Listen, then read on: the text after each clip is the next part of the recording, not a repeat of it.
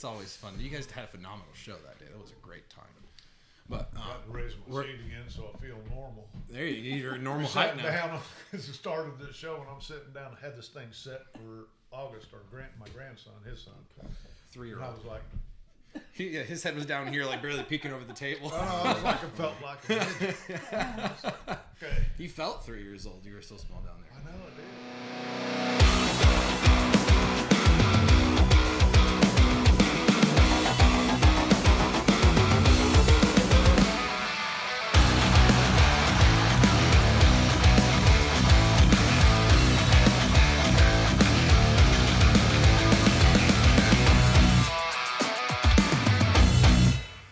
To the Roadkill Podcast. My name is Laurel. We got Mark Roadkill Combs down there on the other end. We've got Miss Kelly Black and Tony here hanging out with us today. Guys, say hi.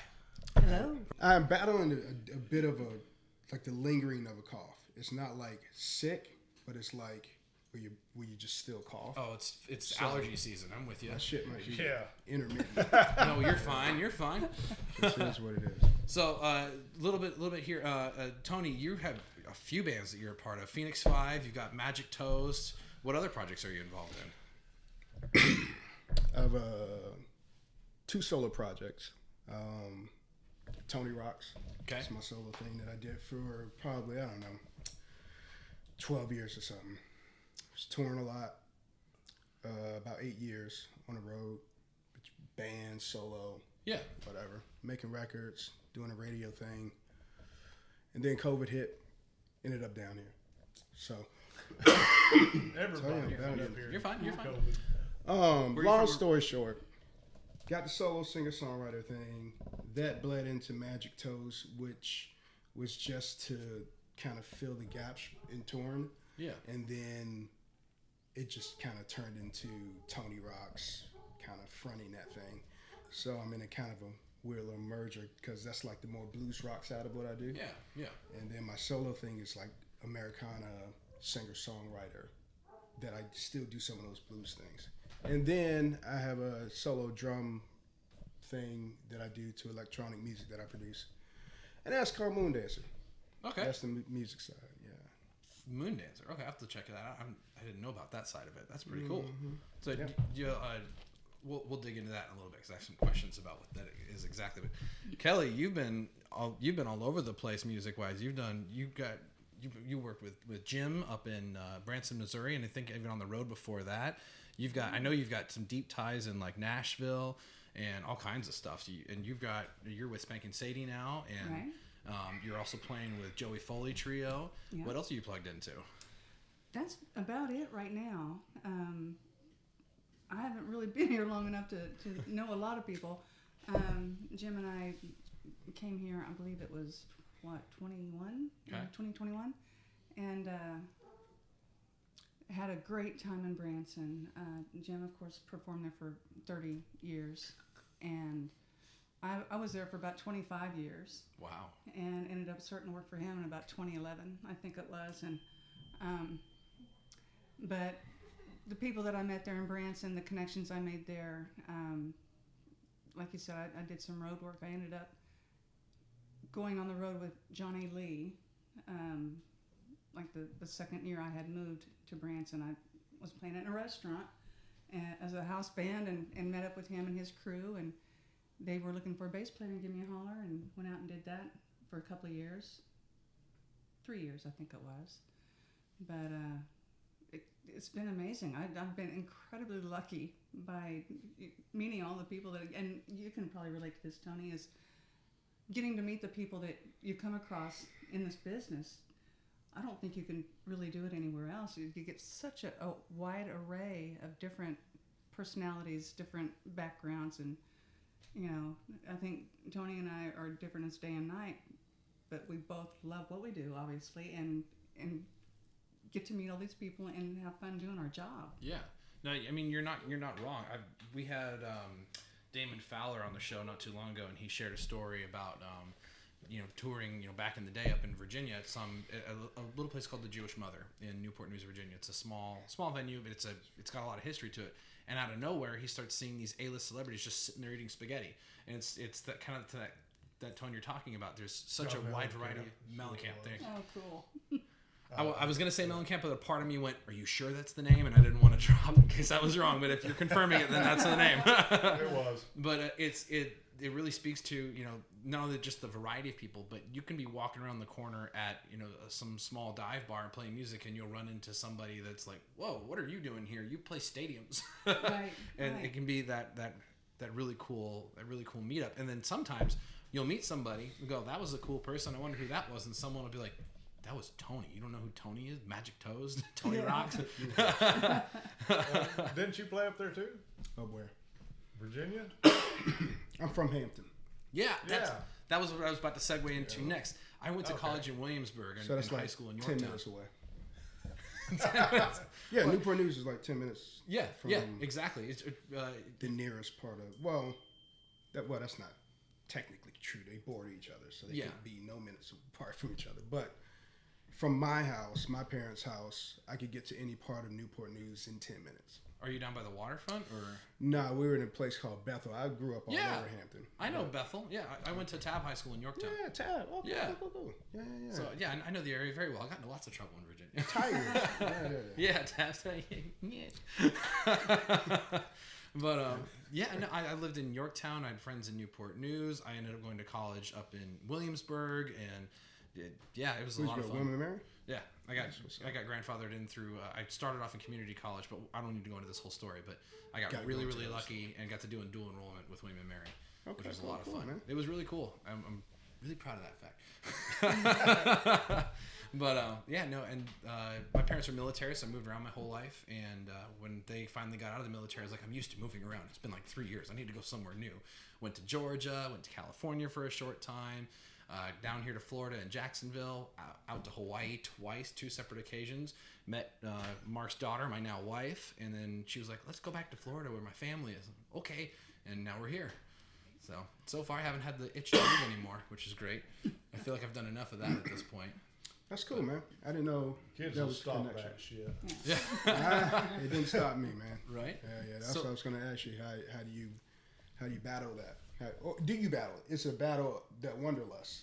Oh, Or has it completely shut off? You're like, okay, well, that was a time period. Now it's this. no. That's totally fair.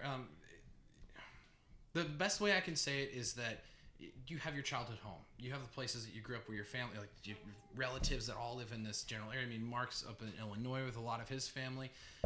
I don't really understand that concept. My family's spread across the country, and no one has really lived there for that long. Maybe some aunts and uncles have had their houses for 30, 40 years, but there's not really that legacy embedded anywhere because I've had a very extensive military history throughout my family. But moving around as much as I do, I have pieces of childhood that I remember from Oklahoma or from Virginia or from Texas, Mississippi. And my dad's originally from New York, up in Rome. And so it's to retrace my childhood would cost a small fortune. But as you get older, that wanderlust, that itch where like I've been in this house too many years is definitely odd and something you have to combat. And you eventually learn to not focus on the house, but find other things to change rather than where you live. Your hobbies, your pastimes, maybe the places you hang out, or even as simple as changing up what you eat normally. And I'm a creature of habit when it comes to food, so that was the hard one for me. But what brought you down here from Hampton? Really? My girlfriend, really. Okay. That's how I ended up in Florida. We all got dragged down there, spouses or significant others, I should say. Yeah. Oh yeah. Like I said, I was on tour for about 8 years. I met her while I was on tour, but I met her while I was here. Okay. In Orlando. I just played like Florida State Folk Festival and this Planet Fest thing. So I was like, all right, I got a few weeks off. I'm going to get a timeshare. So I got a timeshare for a week. And then... There you go. Just finagling in the area. And encountered her. Yeah.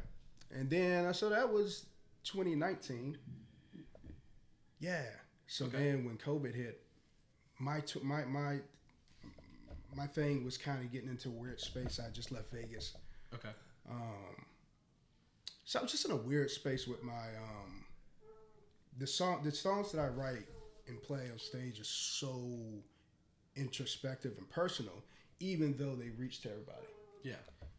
Or yeah, they reached everybody, but you know, it's not just like a me-centric thing, but I'm writing real stuff. I'm not making up stuff.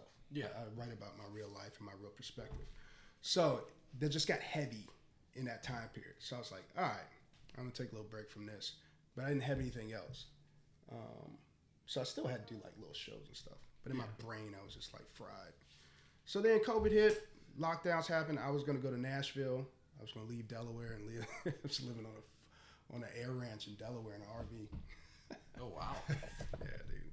Beautiful country up there though in Oh Delaware. yeah. Dude, Cold as hell most when of I the got down here, and started driving through like the groves and wherever, north, south, east, west, doesn't matter. I was like, dude, I haven't left. I'm still in Delaware. It looks the same, except you have palm trees in some areas. True. So anyway, I didn't go to Nashville, obviously. My girlfriend was like, hey, why don't we spend the lockdowns together? We thought it was going to be 2.5 months. Psych. It was like 2 years. Yeah, man. That was wild. So I was doing little tours back and forth. Mm-hmm. You know, a little 1-week tour. Oregon, Texas, Vegas, you know, stuff like that. And I just never left. There's something about it here that kind of hooks into you. Still tour. No, that's you got it. Did I answer your question? Yeah, no, you absolutely did. One of them. What was the other one? You asked me how I got here. Yeah, exactly. I don't know why Mark's saying with the other one. I don't know what question he thought I asked. Yeah. That was the whole story. So he's admitting to fucking with you. That's what he's doing. Yeah. I still do the touring thing, just not as heavy as I was, and I'm looking to get heavier into that. This is the first time I've been stationary for a long time. You and me both, bro. I don't know. I thought he was looking for a high For different reasons. I was like, I'm not handling it like you are, buddy. No. I'm not in that group. No, not like easy. that. But Anyway, this kind of the same question for Kelly, because you had been touring all over the place, and then Jim, things wound down in Branson, and it was time to sadly, close those doors and close that chapter. And Jim was just like, hey, let's go move to my hometown down here in Florida. What ran through your mind? What, we were like, oh, okay, Florida? Like, I was thinking, oh no. Polk County? Have you heard about that, Sheriff? Oh, God. This happens every time we have this conversation. Well, honestly, it wasn't about Florida per se. It wasn't about Polk County. It wasn't anything like that. It was my son. I'm a single mom, or I was a single mom. Raised Connor, my boy, all on my own, and with the help of my lovely neighbors and friends. It takes a village. Yeah. But he and I were a team, and still are long distance. But we actually bought. We were doing a show in Avon Park, as a matter of fact, in January of 2021, and Jim remembered the neighborhood that we live in now because he had done a show there at Lake Ashton, and he said, we're close by, let's just run up there and just take a look, see what, see if you like it there and see what's around. So we came up and actually contacted a realtor. I mean, Jim obviously had plans, so I was gonna say there's an intent here. Yeah. Went around and looked at a couple of houses and actually even put a bid in, undershooting the price, which that realtor's going, there was a line to get in to see this house. Okay, wow. People were waiting, and so they paid those people just to get you to buy it like that. I bet they did. But the fact is, we underbid so far because the kitchen needed renovated. And I said, this place needs a lot of work. I'm not going to pay their asking price. So we didn't get that house. We went back to Branson after the show in Avon Park, and I was staying online a little bit, shopping around and looking to see what came available. And the house that we have now came on the market, and it had a pool in the backyard. It's beautiful, and I thought, if I was going to live in Florida, it would have to have a pool because I'm going to be in the water. And we put a bid on it online, and the realtor we had been in touch with, said he called us back a few minutes later and said, well, I'm talking to a couple of homeowners. I had to sit down. I think I had a small stroke. And I'm going, I can't do this. I'm not leaving my 19-year-old boy. I can't do that. but I did. So is he still up in Branson? He's still in Branson, and he just turned 23 yesterday. I just say we just saw that post the other day. So Yeah. happy birthday to Connor. I know this is going to be Thanks, way baby. after your birthday when this comes out, but Yes. still happy super belated birthday. That was the hardest thing. You know, as many friends as we had there in the area too. That was hard to leave there because it's such a small community. Everybody knew each other. Everybody was very close and still are. You know, but I go back and have my liquid lunch with the girls every chance I get. But I really miss it. But the performance thing kind of is almost to the wayside there in Branson. They're focusing more on attractions these days, it seems like. Yeah. You know, they've got a beautiful boardwalk area with an aquarium that's relatively new, and they've got a huge mall down on the almost like a river walk, but it's on Lake Taneycomo, and you know, it's a beautiful, beautiful area. I do miss that, and like I said, the heyday had passed for Yes. Branson, and Because when we drove through there, we stayed there just this last year on a road trip we did, and it was, of course, we were off season, so there was that, yeah. but it was depressed, and you could look around and see where a lot of the old businesses were great 10 years ago were demolished. I mean, they're just, you know, even the place we had breakfast at, you know, I'm like, this is dead in here, and I mean, I was up kind of early, but Yeah. still, you know. It was great for a long time. And then find out, well, that just sold and it's going to be torn down or something else. Mm-hmm. You know, it's just everything. It's in a change. Yeah, no, and It's there's changing. I you know, growing up military brat, COVID not killed necessarily having a home, I've traveled around enough and lived in enough places that I've seen them change dramatically. And there's probably for like about the last 10 years or so, a lot of cities have been getting away from, I guess you'd call it like social activities, and creating more spaces for people to do their own social activities. So the cities and towns aren't necessarily putting on these events as much as they used to. They're letting the everyman put on the shows, and they've been focusing on putting all the money and everything into those spaces. It's refreshing to see that over the past 2 years I've been here in Polk County, the everyman is stepping up and putting on some big shows. Mardi Gras is a prime example of that, and that's been going on for a few years now, I think. I've been to the last 30 too. I know. Yeah. So, I was saying that ironically.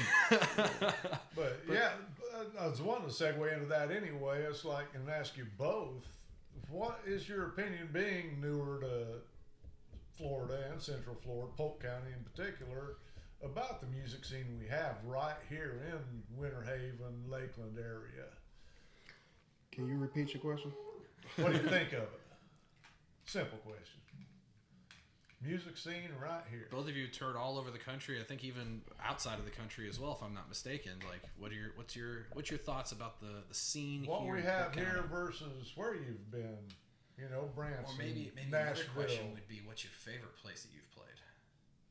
Well, this is so much different than Branson, just because there weren't as many nightlife places to play in Branson. That's more, you know, family oriented, and there were a few nightclubs there, but for the most part, it was mostly theater work. I called that work. That was a job. You know, going to do a show every night, the same show. You know, bam, bam, bam, bam, bam.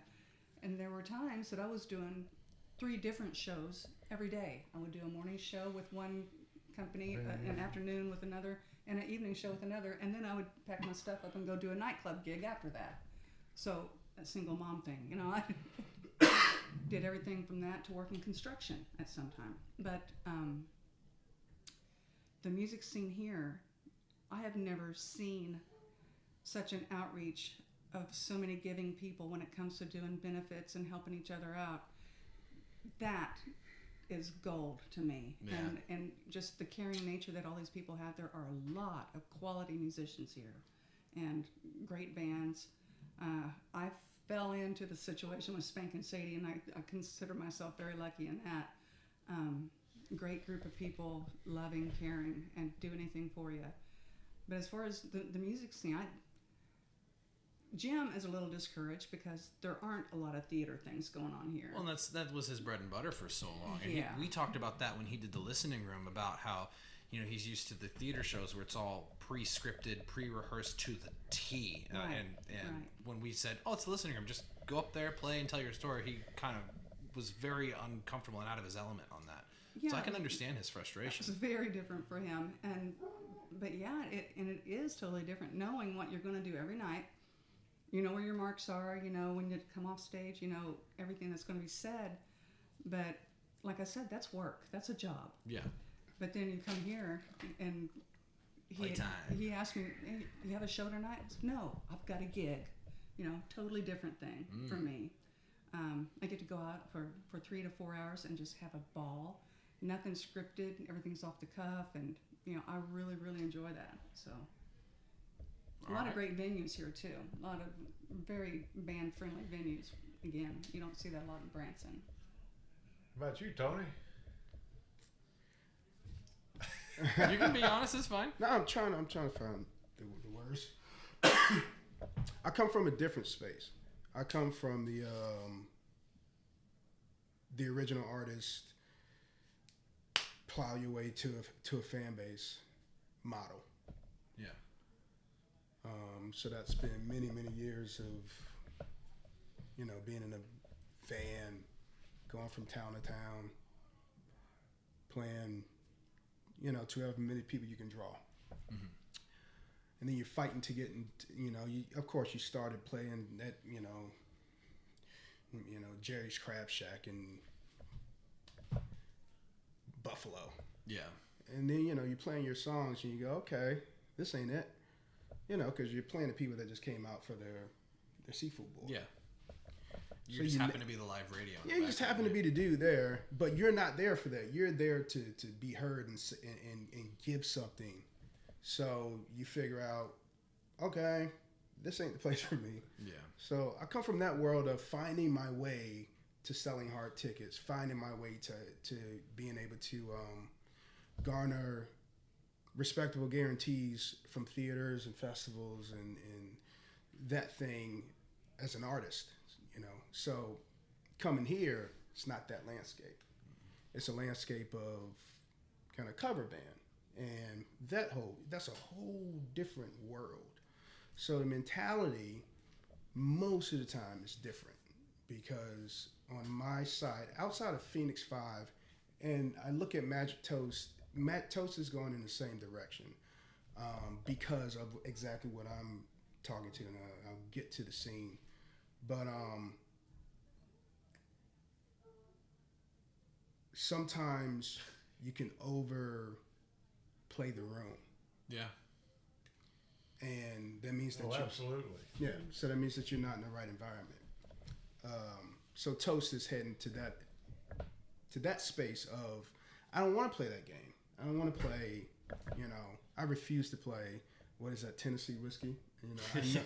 Whatever anybody wants to say about it. Sweet Home Alabama. I don't like the song. I've never liked the song. I love Chris. I met Chris. He's an awesome artist. He's an awesome dude. Tennessee whiskey in itself is not my jam, and I don't play it because I don't like it. I play stuff that I like. Yeah. And my guys, they obviously like it, or they wouldn't show up, to do this. But for where I'm getting to, yeah, I gotcha, is that my vantage point is a bit more gritty. Saying that, this is a very cool chasm to where guys and gals can actually make a living if they really put to it. Mackenzie Peischer makes a living at this. Yeah. Is he selling tickets? No. Is he playing, concerts of his own? No. He's doing his thing and working every night. He makes a living doing it. So that's a blessing in itself of we have a system in this area. Now, I don't play Polk County much. Phoenix 5, we run the coast. Majik Toast, we run the coast and get over to DeLand. I still tour nationally. Better paying gigs. But Well, I don't know if it's better paying gigs. It's the shows that we want to play. It's the spaces, like what you're talking about. It's being able to take the idea of what you want to do musically to a space that's more, I don't want to say accommodating, because I feel like Polk County is very accommodating, generally speaking. And that's one except for we have no blues, we have no reggae. No blues. Well, so that, I'm just saying. Toast is a... Come on. We need blues and we need reggae. Well, so I had this conversation with David Breimer not too long ago about how, and he feels kind of the same way, because he's a big jazz and R&B musician, and he doesn't want to play Tennessee whiskey. Again, all respect and admiration to Chris Stapleton and his team. They do a really good work for what they do, and they're nice people. To be honest, this song is a remake of an older song. I was about to say exactly that. Let's just be honest. Yeah. It like. Yeah. Who did sing that first? I don't remember now. George Jones, yes. Yeah. The words Tennessee Whiskey? Or the music? The music is like Etta James vibe. Well, yeah. Yeah. Mm-hmm. But George Jones wrote had the lyrics. I think wrote the original. Yeah. That's why. I don't know that part. I gotta look that up. It's a country song. But sure is. You just said something made me perk up. God damn nugget. Well, so I'll but I want to get back. I don't want to feel like I'm saying the scene isn't cool. No. There's happening aspects of the scene. I want to see people take more advantage of what's available. Exactly. There we go. I was kind of touching on that. That's what Brian and I were talking about, is that he had kind of when he first kind of got into the area, he had this thing of, okay, everybody's playing Tennessee whiskey. Everybody's playing the same 30 songs as their own versions of covers. And after that conversation, I've noticed there's a lot of people that are feeling like we want to get more into the jazz and the reggae, and we're starting to see some of that new sound come into the area. Still, to be able to get gigs around here, we are stuck playing to the Snowbirds. Well, but that's hold on. I mean, that's saying the audience. That's the audience we have, and that's what you have to play to. But the audience is going to change because they're all dying. I'm gonna crack the matrix, man. I'm gonna break the matrix. That was put eloquently, Mark.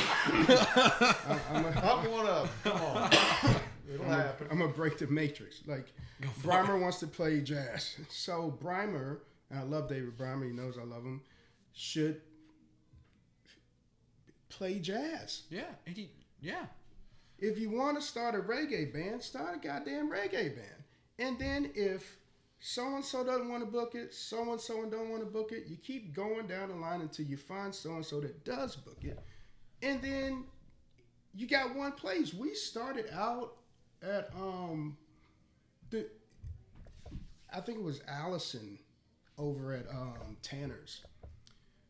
Just posted that she was looking for a band. I didn't have a band, but I thought about putting a band together. So I saw the post. Actually, my girlfriend told me she should post, and I was like, she was like, do you want me to tell her that you're available? I was like, yeah.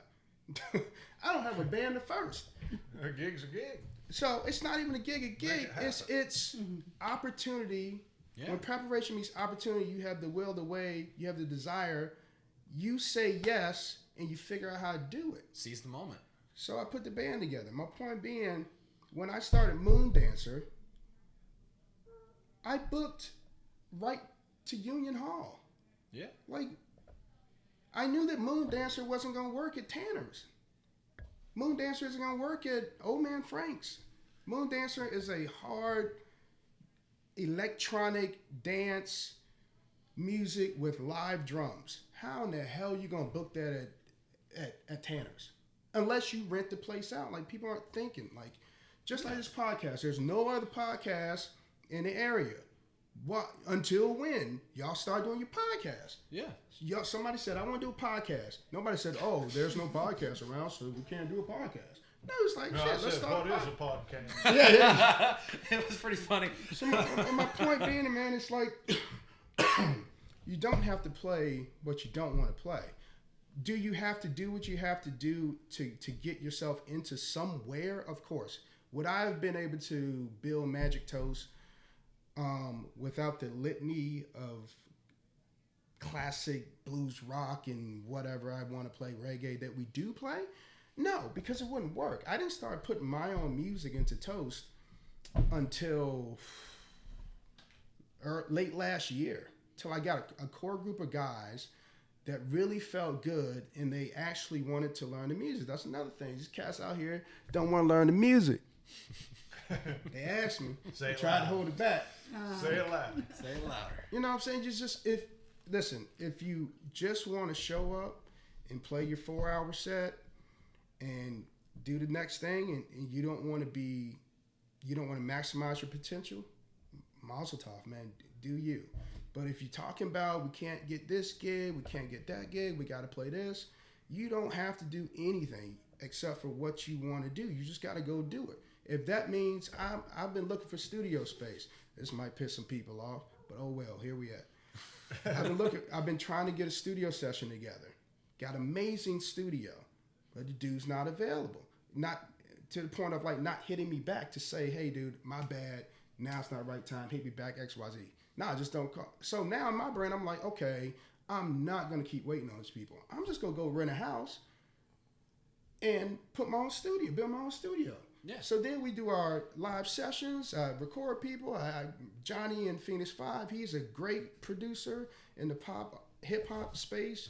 Joe's a great session guitarist. You know, like there are a lot of cats that want to get things done and keep sitting here waiting on people to do something is getting ridiculous. So point being, I don't play Tennessee whiskey. You don't have to either. David, do your jazz thing just like you and Breakfast is doing your guitar thing. You doing that? Why can't you do that with the jazz? You can. You know you can. He knows he can. Brahmer's a genius. He was on the road for a long time. Yeah, he can play his ass off. But I think Brahmer would agree. Brahmer just don't really honestly want to play like that. He wants to teach his lessons. He wants to do that. He don't want to be schlepping in and out of venues, you know, and it's rolling the dice on that. You know, you don't know who you're going to get. You're trying to build and sustain an audience, and I think he's just done with that. Right. I'm not. I'm an animal, you know. Phoenix 5, we're animals. We're like, you know, that band, I just joined that band about 6 months ago. 6 years ago. Dude, us in 6 years is going to be insane. I just joined that band 6 months ago. Those Joe and Phoenix have taken that thing and going on 2 years now. They have taken that thing from playing Tanner's to not just Mardi Gras. Like Mazel Tov Mardi Gras, but Mardi Gras is small compared to other things. You know, Phoenix 5 is playing, you know, opening up for Arrested Development. Like we're getting a lot of opportunities, and it's not to gloat. It's just to say, when you set a target, you gotta shoot for the target, and you gotta adjust your aim. Maybe your sights are off, you know. Well, you've got a whole group there that maybe you're too far away. You got self-worth. What's that? You have a whole group that demands a self-worth for what you guys are doing, and you're all great musicians, and you work great together. It's just a good combination to succeed. Yeah, and I think to that similar point, and I think Kelly can even weigh in on some of this too. You get in the music industry, I think this has always been kind of a thing. You have the people that do have the drive, that do have the passion, that do have the goals, and it's easy to get lost in the frustrations from all the opportunities that you wish were there that may not be. Like, you hear about all these bands playing at places like Tanner's, and big respect to Tanner's. They have an awesome venue there, a great place to do things. They let us do a film premiere there for Blake Free's Listening Room film. Cool. Like, Allison's a wonderful person. Those guys, very accommodating people, very sweet. But it's knowing your audience. Like, you can't, I wouldn't say can't, but you're going to have a harder time with so we've been talking about jazz. You're gonna have a harder time with jazz or reggae at Tanner's than you would with more of the blues or country or rock. Blues is tough there too. It's just about knowing your audience, right? And you were talking about country's all day. Well, but you were talking about how we're stuck playing to the Snowbirds. Your audience is where you can't. the audience is where it is. And if you don't want to play what that audience is looking for, then go somewhere else where those opportunities are to play what you want to play. It is there. I mean, Union Hall, you were just talking about that with Majik Toast. That is going to provide opportunities. That was Moon Dancer. Or Moon Dancer, yeah. I'm sorry. You're right. I apologize. That's cool. But you're going to have opportunities at Union Hall that are going to work there that might not work at another location. Likewise, you're going to have things that are going to work at another location that might not work at Union Hall. 2 people show up. Exactly. And we all got to play those shows at some point, right? You got to figure it out. There's no written formula. You've got to go out and test it. But I think even, like I said, Kelly, you could probably speak to this too in your years of being on the road, is that it is a formula of figuring out what your audience is and what you want to play to, and then finding where that is to be able to go play to it. And on the flip side, you might have to combat those bands that are just there to play their favorite, 20 songs, get their paycheck and go home, and there's no drive to make it anything more than that. And they might take a paycheck that's lower than what you need in order to make this your living. So you're going to kind of combat that no matter where you go or where you are. But am I kind of hitting on the same notes you were looking for?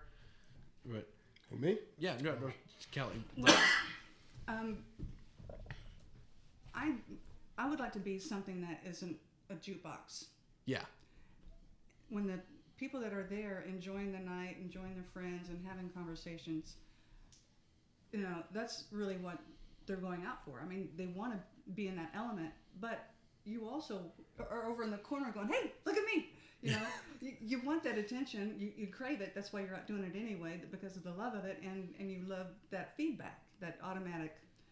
It's almost like mowing your yard and turn around and looking at it going, that's instant gratification. Yeah. That's what you get when you're on stage and you hit it, and it's magic, and you know that the people watching know it.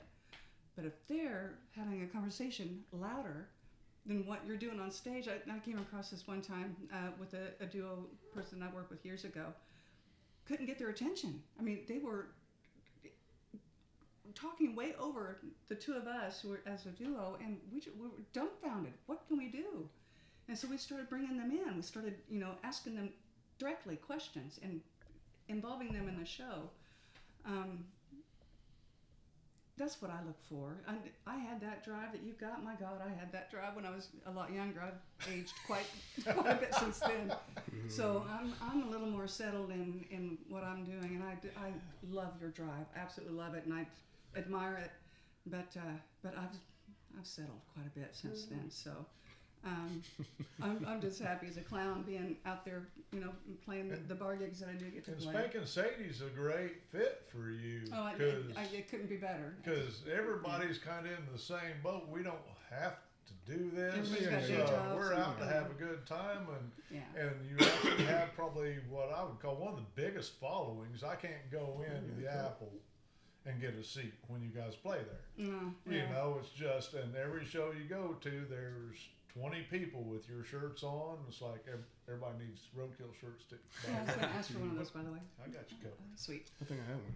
So no. Let me say that I am not saying that what you do is at any way below. No, that's what I'm saying. Like, if that's what people want to do, it's just very different. Do that. It's just a different time in life. I'm talking to the cats that want to act like that's not what they want to do. Right. Yet they're doing it. Like, if that's not what you want to do, they feel like they need to fit a mold. It's kind of what but they need to go out and bust it. I think we're kind of all finding the same language and saying the same things here. I think we're coming to it. I didn't want to let the opportunity go. I tried. I thought about it. I didn't want to let the opportunity go to not help them. I'm trying to help them. The same. Right. What's that? Nobody gets ahead being the same. If you don't stand out for whatever reason it is, you work harder or you're smarter. Whatever the reason, you're better looking. I mean, there's tons of reasons. You got a better voice. But if you don't stand out for some reason more than the next person, you're never going to make it. It's also a connection thing too. You've got to fight for it. And I hate all these kids growing up now that everybody gets a damn trophy because you didn't earn that shit. And there's We could talk for a few hours yeah, about all we that got to get stuff. off on this. So, Mark is pissed about those We'll trophies. get going. So if y'all give us a shout on something that's coming up with a month out. I have one thing that I wanted to ask Kelly wait, about. If you're wanting to share this story, you had told me a while back about being back in Branson playing with Jim. You told me a story about the cow patty. Would you be willing to tell that story on the show for us? Oh my gosh, really? August loves this song. I love that song. I love this story too. Well, okay. In Jim's show, in the theater show, I don't know if I should tell this or not because there's people out there that probably were a part of this. But it was my responsibility. I had a lot of them during Jim's show because he had so many props and so many setups and so many things that he did during the show. And we were all running backstage frantically. If y'all only could put cameras up in the backstage area, we're running from here to here trying to get things set up for him. But at one part of the show before the intermission, right after the song Cow Patty, it was my responsibility to, we would throw these discs, they look like little frisbees, and they're made of sponge, and they had a stamp on them, Cow Patty, of course. So he wanted to get them wet, and the first one would be dry. He threw out 5 at a time. First one's dry, second one's a little more wet, and it goes on down, you can get the picture. So I have about a minute and a half to get these things prepared, so I set it up in advance. So I get the water measured out because it's very particular. He was very particular on getting everything done right. So I had all the water measured out in advance, and I would just run back to the boys' locker room and get these things wet, bring them out, and set them out there on the stage. I got back to the dressing room area, and all my water was gone. Somebody had turned off the water and dumped all the water out. They were working on the pipes or something, and I turned the faucet on, no water. I had to get these cow patties wet. So the Girl Scout in me. Well, so real quick, for anybody listening real fast, if you're not familiar with Jim Stafford's songs, and specifically the song Cow Patty we're talking about here, it's about a cowboy showdown with a villain that the cowgirl's named Cow Patty, and it's a play on words. Yeah. And there's a cow patty or cow pie on the road that the villain slips on at the end of the song. And I won't give any way more than that, but in the show that you guys have a prop that emulates that cow patty, and that's what we're talking about. It's the little frisbee-like things. So I actually put them on a frisbee upside down on a stick and shove them through the curtain. Okay. And he just grabs them and throws them out, you know. Yeah. But again, like I said, I was out of water and I had to get these wet. So I'm looking around going, what in the world am I going to do? I'm going to get in big trouble if I don't get these wet. Lifted the back of the toilet off and used toilet water to get these things wet. It's clean water. It's clean water, yeah. It's no different than the faucet water. It's just in the toilet. I got it out of the back of the toilet. Okay, yeah, right. It could have been worse. But I did my job proudly that night, and like I said, I'm a Girl Scout. I get her done. You know. That's not what I thought you was going to say. I don't want to know where you thought she was going with that. Oh no, I wouldn't have done that. So yeah, I mean, it could have got wild. She didn't go in the bowl, okay? It was from the back of the toilet. Could have got wild. But so someone in Branson, Missouri, at one point got hit with a cow patty that was soaked with toilet water. I'm very sorry. It could have been worse. It could have been worse. I think that's a wonderful save. I just love that story. I thank you for telling it. Well, sure. But it was a lot of fun. But like Mark said, we're going to go ahead and wrap things up. Guys, thank you so much for being here on the podcast with us. Thanks for having me. Spankin Sadie, really Joey Foley Trio, Majik Toast, Moon Dancer, Phoenix 5. Check these guys out. Do you guys have anything any big events this summer that we could plug? Because this will come out later in the late spring. So any big events or big activities? I can't think of anything right off the top of my head that we've got coming up. That's fine. But we can always check out all your stuff as well. And check out Facebook. We'll be posting things. There you go. I'm sure Laurel's going to want to talk to you a little bit about studio stuff. Yeah, I've been having this ambition of starting. So do I leave or do I stay here? Well, I'm confused. Well, we'll go talk outside. We can do whatever we want. Oh, that won't be on the. No. This will be. Yeah. This part will be. We're still going to just. I might cut out some of the fat. Yeah. But once again, this guys, is like the after shoots where you say stupid shit. Oh yeah. The hot. And he still puts them online. And he does it all the time. So. Oh, wait till the episode that comes out tomorrow. There's some fun stuff that happened on that one. You weren't on that episode. It was just me and Dan Pepin and Evil Bill and Ryan Zarb. Rest in peace, Ryan. Yeah, I'll share the story with you after this. But guys, thank you so much for being here. If you guys have anything you want to plug, please feel free to. Folks, follow these guys real fast. Yeah. Yeah. I mean, you'll probably tag me. Yeah, of course. I'll let you know before this I didn't come out, to sell anything, people. But No, I we're here to really, shoot and have really fun. like that you answered honestly. I can't help it, man. With I can't help it. The Somebody- questions. trait. That's Somebody's Because, feelings gonna be hurt. There's nothing wrong with that I because really that's don't what care, people but- want to hear is the truth. Yeah. They want to hear you being you, not you putting on a bunch of bullshit. That's the whole point of this show. And I think that's why Jim Stafford was so good because I think he's always been exactly who the hell he is. Yeah. So who's Jim Stafford? That's My husband. okay. I thought that. He oh man. We're going to have a We're conversation. gonna have to talk about hee-haw and all kinds of other stuff. so All he's these a part of redneck that. white guys Like a played. T-show. Yeah. TV show. Hee Haw. Oh yeah. Yeah. So he was like the music. He did the music. Oh, he was Yeah. on that one. He Jim was Oh, he was Stafford that. Variety Hour. It sounds like a familiar name. I don't like spiders and snakes. Okay. Was that a joke or is No, that no, That was a that's song. his big that head. was a song? Okay, no. That was his biggest. That was his It biggest was hit. Cow mid-70s. Pattie. This- Wildwood Weeds. Another, Yeah. I know he It's didn't way originally out pen of that your one. But age level and genre. Yeah. yeah, there you go. Yeah. Because this is like hee haw country all day long. He was on Johnny Carson like 26 times. It's not- Yes, Yeah. more than He anybody was, else. he was I pretty think. big back in the Yeah, 70s. that's big. That's, Yeah. that's not We need to pretty get big. Jim in That's- here. Yeah. That's Yeah. Sammy. But anyways, Davis. let's go outside and have a drink, guys. Thank you so much. Now come meet Jim Stafford.